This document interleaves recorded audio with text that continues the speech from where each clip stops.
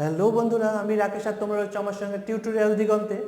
আজকে আমি digestive system অর্থাৎ পাচন প্রক্রিয়া এই বিষয়টা নিয়ে পড়াবো। তা যারা যারা এখনও পর্যন্ত আমার চ্যানেলটি সাবস্ক্রাইব করবে তারা অতি শীঘ্রই আমার চ্যানেলটি সাবস্ক্রাইব করো, লাইক করো, কমেন্ট করো আর আমাকে জানাও যে তোমরা আর কী কী আমার কাছ থেকে জানতে চাও। তাহলে আজকে আমরা দেখে নেব ডাইজেস্টিভ সিস্টেম অর্থাৎ পাচন প্রক্রিয়া। পাচন প্রক্রিয়া পাঁচটি ভাবে সম্পূর্ণ হয়, অর্থাৎ আমাদের শরীরে পাঁচটি প্রক্রিয়ায় বা পাঁচটি পদ্ধতিতে এই সম্পূর্ণ পাচন প্রক্রিয়াটা হয়ে থাকে। সেগুলো কি কি? এক নম্বর হচ্ছে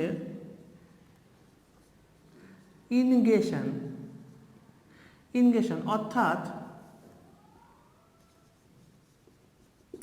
খাদ্য গ্রহণ।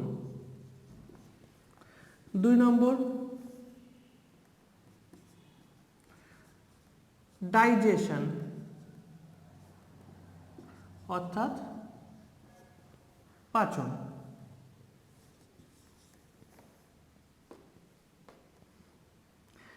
চার নম্বর অ্যাবজর্পশন অর্থাৎ অবশোষণ।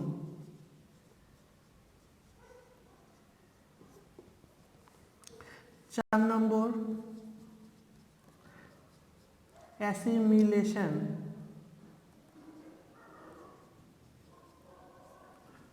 অর্থাৎ আত্তীকরণ।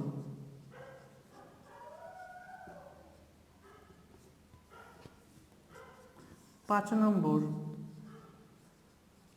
ডেফিকেশন বা মলত্যাগ। এই পাঁচটি প্রক্রিয়ায় আমাদের শরীরে সম্পূর্ণ পাচন প্রক্রিয়াটা হয়ে থাকে, অর্থাৎ ইনজেশন, ডাইজেশন, অ্যাবজর্পশন, অ্যাসিমিলেশন আর ডেফিকেশন। তাহলে খাদ্য গ্রহণ, এটা তো আমরা জানি যে খাদ্য গ্রহণ আমাদের করতে হয়। তো এই খাদ্য গ্রহণের পর আমাদের যে ডাইজেস্টিভ অর্থাৎ ডাইজেশনটা শুরু হয়, সেই ডাইজেশনটাই আমরা আজকে দেখব। তা ডাইজেশন প্রথমে শুরু হয় কোথা থেকে? ডাইজেশন প্রথমে শুরু হয় আমাদের মুখগহ্বর থেকে। তা মুখগহ্বরে তো বিভিন্ন যে আমাদের ব্যঞ্জনগুলো রয়েছে সেগুলোর মাধ্যমে প্রথম ডাইজেশন শুরু হয়। তা তার মধ্যে প্রধান একটা অঙ্গ কি? দাঁত। তা আমরা দেখে নিই, দাঁত আমাদের মুখের ভিতরে যে দাঁত থাকে সেই দাঁতের ফর্মুলাটাকে দেখে নিই। সাপোজ এটা আমাদের নিচের চোয়ালটা এবং এটা উপরের চোয়াল। মনে রাখতে হবে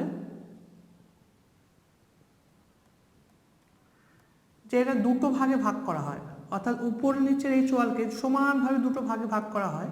আমাদের মুখগহ্বরে কটা দাঁত থাকে? মোট টোটাল 32টা দাঁত থাকে, অর্থাৎ নিচের জাবড়াতে অর্থাৎ নিচের চোয়ালে 16টা এবং উপরের চোয়ালে 16টা।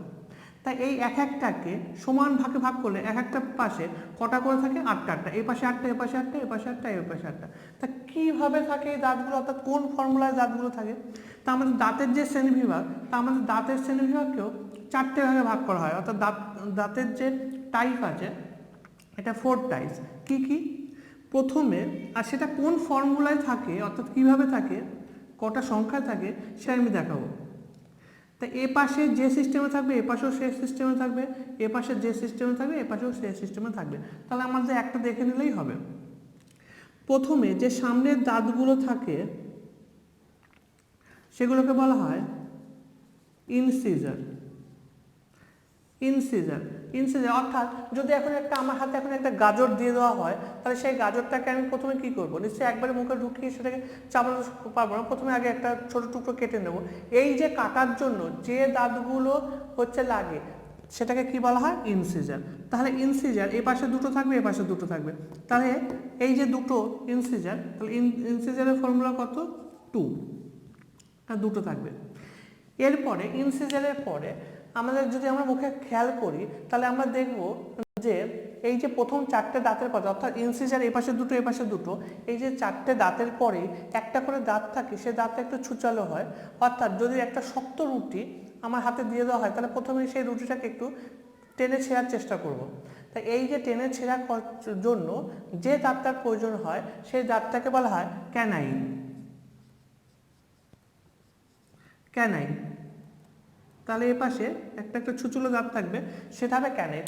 এটা মাংসাশী প্রাণীদের যেমন বাঘ, ভাল্লুক, সিংহ, এদের আমরা যদি খেয়াল করি তাহলে এটাকে আরও স্পষ্টভাবে আমরা দেখতে পাবো। অর্থাৎ তারা মাংস ছেঁড়ার জন্য যে দাঁতটাকে দিয়ে থাবা বসায়, অর্থাৎ সেটাকে বলা হয় ক্যানাইন। সেটা কটা থাকে? সেটা একটা একটা থাকে, অর্থাৎ এপাশে একটা এপাশে একটা। তাহলে এটা গেল ইনসিজার আর ক্যানাইন, তা 2, 1। এরপরে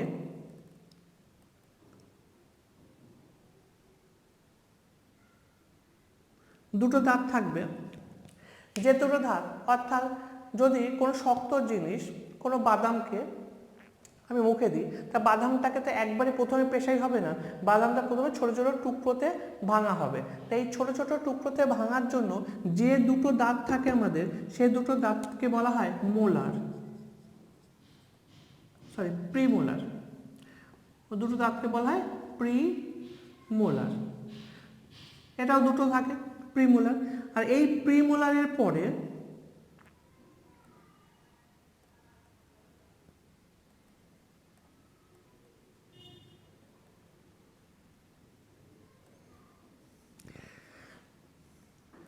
আরো তিনটে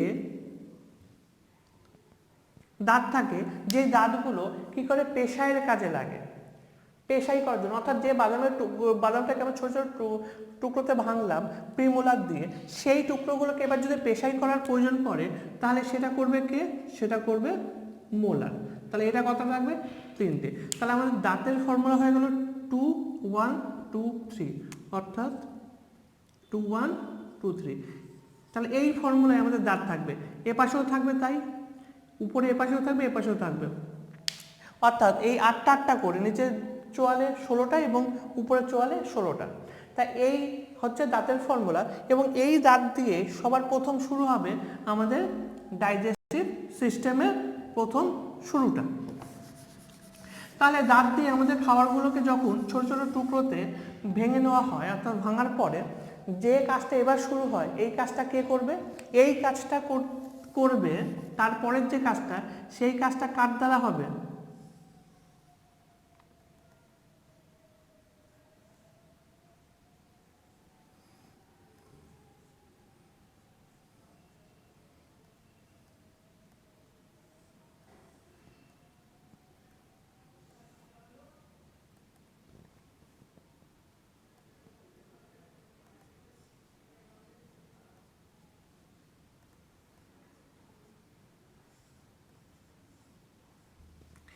যে কাজটা হবে এবার সেই কাজটা করবে আমাদের মুখগহ্বরে যে লালা গ্রন্থিগুলো থাকে, অর্থাৎ স্যালিভারি গ্ল্যান্ডস থাকে। সেই স্যালিভারি গ্ল্যান্ডগুলোর দ্বারা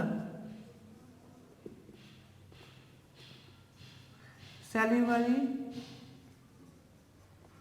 গ্ল্যান্ড অর্থাৎ লালা গ্রন্থি, এই স্যালিভারি গ্ল্যান্ডস দিয়ে যে স্যালিভা অর্থাৎ লালা নিঃসৃত হয়, এই লালার মাধ্যমে আমাদের পাচন ক্রিয়া শুরু হবে।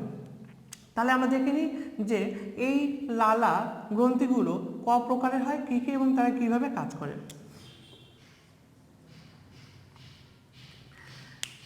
তাহলে লালা গ্রন্থি 3 ধরনের হয়, 3 প্রকারের হয়। লালা গ্রন্থিটা অ্যাকচুয়ালি হয়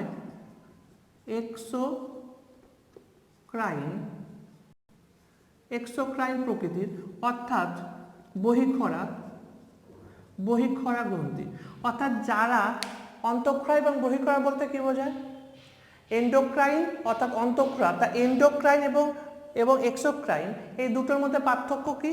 এন্ডোক্রাইন অর্থাৎ অন্তঃক্ষরা গ্রন্থি তাদের যে নিঃসৃত হরমোন বা এনজাইম, এটা সরাসরি আমাদের শরীরে রক্তে প্রবেশ করিয়ে দেয়। এবং এক্সোক্রাইন দ্বারা নিঃসৃত হরমোন বা উৎসেচক অর্থাৎ বহিঃক্ষরা দ্বারা যে নিঃসৃত হয় সেটা সরাসরি আমাদের রক্তের না মিশে আমাদের গহ্বরগুলোতে এটা দিয়ে দেয়। তাহলে লালা গ্রন্থি হচ্ছে এই ধরনের বহিঃক্ষরা গ্রন্থি। তা কজোড়া এরকম বহিঃক্ষরা গ্রন্থি রয়েছে, মানে লালা গ্রন্থি রয়েছে 3 ধরনের। 1 নম্বর হচ্ছে প্যারোটাইড গ্ল্যান্ডস, মানে প্যারোটাইড স্যালিভারি গ্ল্যান্ডস। 2 নম্বর হচ্ছে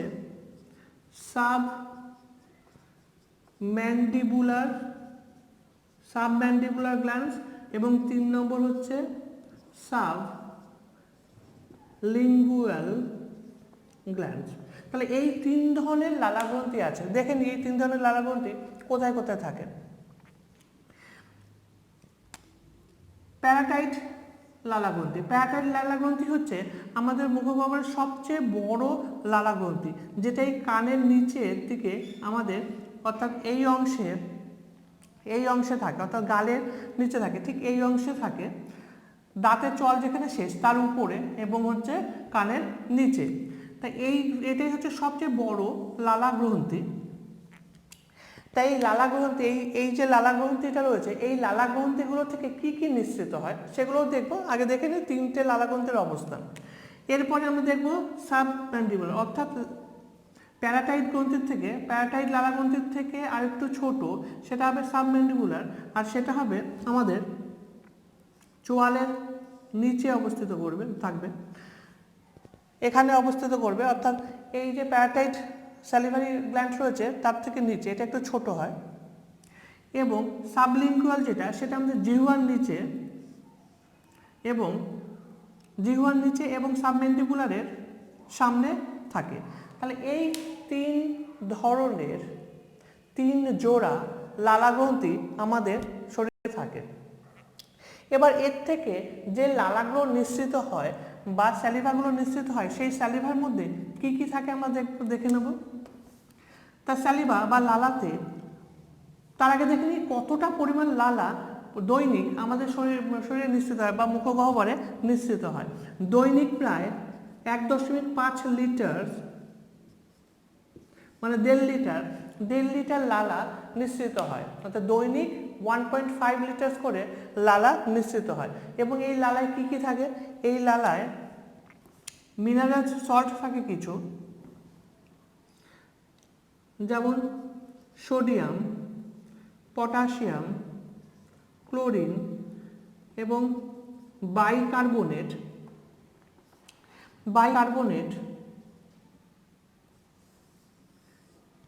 এই মিনারেলসগুলো থাকে, অর্থাৎ এই মিনারেল সল্টগুলো আমাদের লালাতে থাকে। আর কি থাকে? স্যালিভা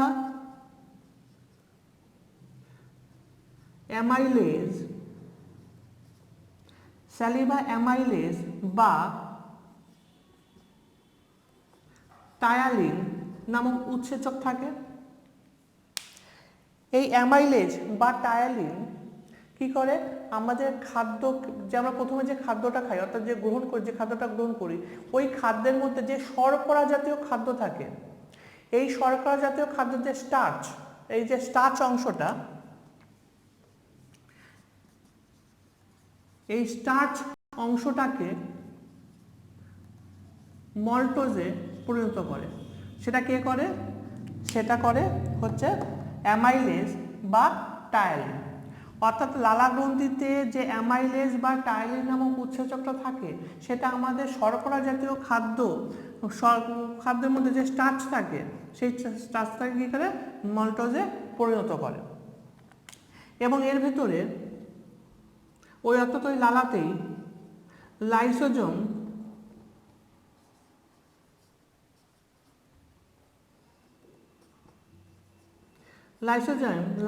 নামে আরেকটি উৎসেচক থাকে, যেটি কি করে? যেটি এই খাদ্যটাকে ব্যাকটেরিয়া ফ্রি করে বা জীবাণুমুক্ত করে। তার জীবাণুমুক্ত করার জন্য ওতে লাইসোজোম থাকে। এবং স্টার্চটাকে মল্টোজে পরিণত করার জন্য কে থাকে? অ্যামাইলেজ বা টায়ালিন। আচ্ছা, এই লালার পিএইচ এর মান কত হয়? 6.8। পিএইচ এর মান হয় 6.8। এতে আর কি থাকে? এতে IgA নামক অ্যান্টিবডি থাকে, IgA নামক অ্যান্টিবডি থাকে। তাহলে আমরা বুঝতে পারলাম যে লালা গ্রন্থি হচ্ছে আমাদের খাদ্যকে প্রথমে হচ্ছে পাচন ক্রিয়া শুরু করে, অর্থাৎ আমাদের যে খাদ্য গ্রহণ করি তার পাচিত হওয়া শুরু করে প্রথমে কোথায়? প্রথমে করে আমাদের মুখমণ্ডলে, মুখগহ্বরে। আর এই মুখগহ্বরে লালার দ্বারা প্রথম পাচিত হতে শুরু করে, এবং লালা কাদের পাচিত করে? শর্করা জাতীয় মানে কার্বোহাইড্রেট জাতীয় খাদ্যই হচ্ছে প্রথম হচ্ছে এখান থেকে পাচিত হওয়া শুরু করে। আর সেটা কত পার্সেন্ট পাচিত হয়? সেটা 30% এখানে পাচিত হয়ে যায় শর্করা জাতীয় খাদ্য, এবং বাকি 70%টা কোথায় হয়? বাকি 70%টা স্টমাকে গিয়ে হয়। তাহলে এখান থেকে পাচিত হওয়ার পর এসোফেগাস অর্থাৎ খাদ্যনালী, এসোফেগাস বা খাদ্যনালী, এই খাদ্যনালীর মাধ্যমে ওই খাবারটা কোথায় যায়? স্টমাকে যায়, এবং সেখানে এর দ্বিতীয় পর্যায় শুরু হয়। কিন্তু আজকে আমরা এখানে এই পর্যন্ত শিখবো, এর পরেরটুকু আমরা দেখব আমাদের দ্বিতীয় ভিডিওতে। তোমরা দেখতে থাকো আমার সাথে, এবং তোমাদের সবার জন্য আমার একটা কোশ্চেন থাকবে যেটা অবশ্যই তোমরা কমেন্ট করে আমাকে জানাবা। আর তা হলো যে স্টমাকে সম্পূর্ণ খাদ্যটা পাচিত হতে, স্টমাক অর্থাৎ পাকস্থলীতে খাদ্যটা পাচিত হতে ক ঘন্টা প্রায় সময় লাগে? তোমরা অবশ্যই কমেন্ট করে জানিও, এবং আমার সাথে তোমরা আমার চ্যানেলে থাকো, এবং সাবস্ক্রাইব করো, লাইক করো, কমেন্ট করো।